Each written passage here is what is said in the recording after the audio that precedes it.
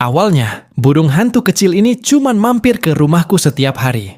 Aku kasih makan, tapi kalau coba aku pegang, dia langsung marah dan pergi. Tapi, makin lama, dia selalu datang mencari makanan. Hari demi hari, kami makin dekat. Dia mulai percaya, mau diusap, bahkan diajak jalan-jalan.